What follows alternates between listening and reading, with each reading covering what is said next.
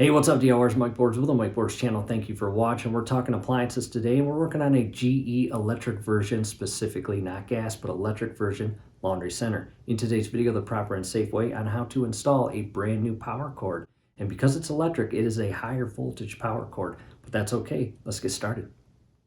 Making our way to the area where we have our laundry center, and yes, we have two of them at the very moment. And on the left-hand side is our old one, about 10 years old, still runs, still works. However, just took delivery about 45 minutes ago to our brand new one. Different model or serial number, obviously, but again, in today's video, we are going to show you how to properly and safely install a brand new power cord. And if you are wondering which cord to buy, there's a gray one and there's a black one. The gray one has 3 prongs, as shown here. The black one has 4. And if you've got the gray wire currently installed and the electrical outlet on your wall is set for the 3-prong, it is going to be impossible to install the 4-prong, and vice versa. Let's take a look at the back area where our laundry center goes. And there is the 3-prong 240 outlet.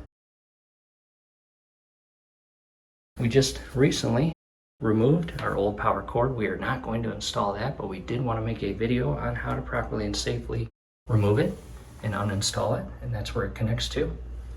However, again, let's continue. We are going to set the camera up and install our brand new power cord. It is strongly encouraged and recommended never to use an old power cord off an old appliance on a new one. Not good. And go inside here and remove the cover panel to the electrical area. Camera now positioned, and again, we are going to remove this, and you'll notice that screw or bolt is not machine cut for a flathead or Phillip. It is a 1/4 inch size, so I'm going to use my little 1/4 inch socket adapter to the screwdriver. However, coming down to the left, you see a green and yellow wire. That is our ground wire. In addition, referencing the warning sticker on our new appliance, there is the instructions on how to properly and safely secure the wires, and we will show you that here shortly. First, let's go ahead and remove this 1/4 inch screw.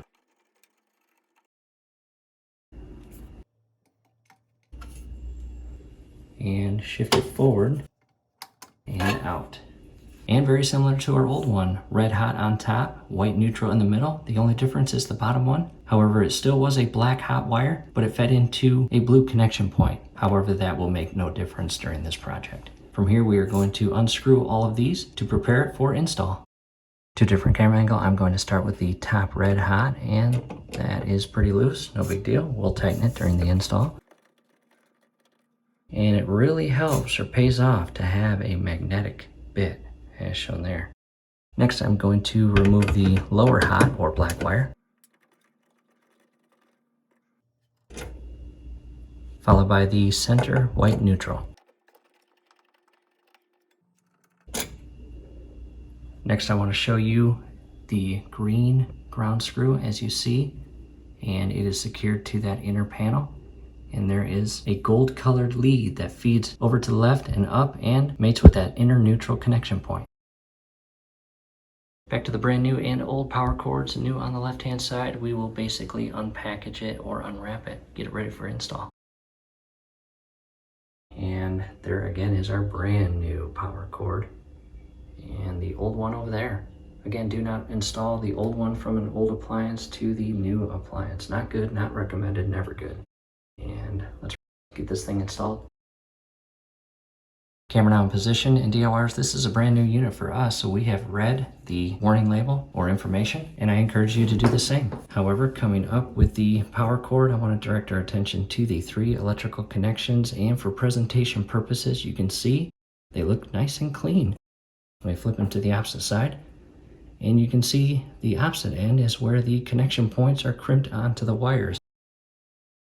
For presentation purposes, I'm going to feed them in this way. And as you do that, just do your absolute best not to damage anything. I am going to shift them in their respective areas and align the screw holes or bolt holes, and I'm going to secure the white neutral first. And I will come in by hand and align the screw. Do your absolute best not to cross thread them. That would not be good. These should go in extremely easy. And if they don't, back them out and reset the thread and continue turning clockwise. And that one's a little offset, so counterclockwise, reset the thread, and in, much better. And from here, I'm going to change camera angles. Now to a different camera angle, and again, I just wanted to give you a better view of securing these screws and connection points. Do not over tighten them, but you want them snug, obviously. You definitely don't want them loose, but you don't want to strip it by over tightening it. That would be terrible. Next, down to the bottom double black wire, which again is a hot, and same thing, without cross threading the connections, align it and secure it.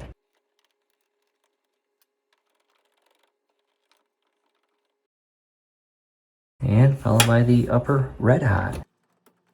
And I am moving the power cord with my left hand and giving this side of the cord, or this area and connection point, a little bit of slack to ensure again that I'm not cross threading this connection screw in place. And one last double check of everything, and all looks good.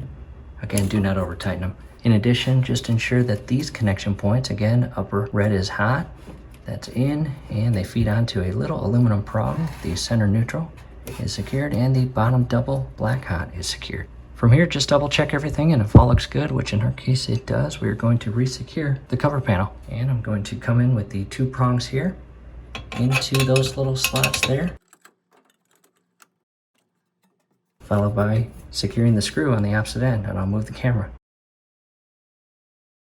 And I'm going to hand tighten it first, just to ensure I don't drop it.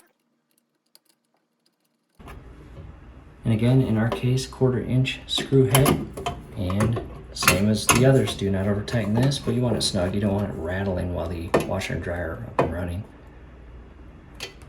And DIYers, just double check everything, and if all looks good, we're all done in this exact location.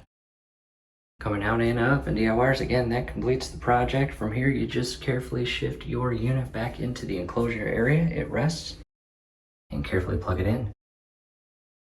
And hopefully your newly installed power cord solves any and all issues you are having, or if you're just installing it because you bought a new one, have fun with that new unit.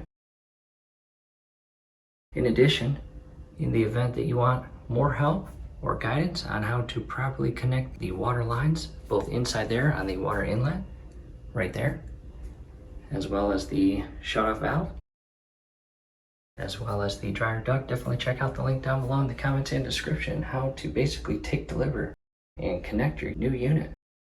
From here, do us a favor, below the video you will see that thumbs up icon. Click on that, like the video, subscribe to the channel, definitely ring your YouTube bell. That would be very helpful to us. We'd really appreciate it. Thanks again for watching.